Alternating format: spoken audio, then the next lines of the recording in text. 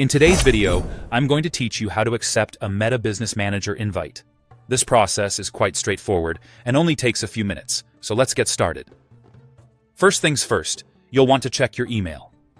Look for an email from Meta or Facebook which contains the subject line relating to your Business Manager invite. It might land in your spam folder, so if you don't see it right away, be sure to check there too. Once you've located the email, open it and examine the contents for any specific details or instructions it might provide. Within this email, there should be a link labeled View Invitation. It's your gateway to accessing the invitation directly through Meta's interface.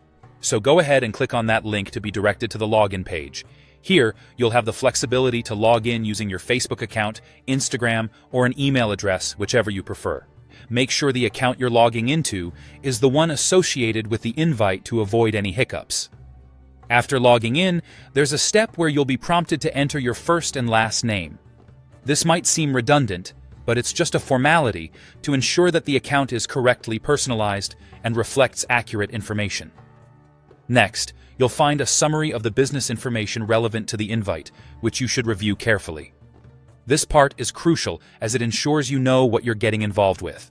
Once you've looked through the details and everything checks out, you can click on the Continue button.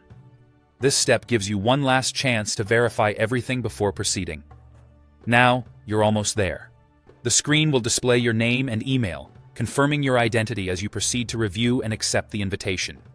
This transparency is vital, especially in business dealings, as it helps prevent potential misunderstandings or conflicts later on. Finally, to wrap things up, locate and click the Accept Invitation button.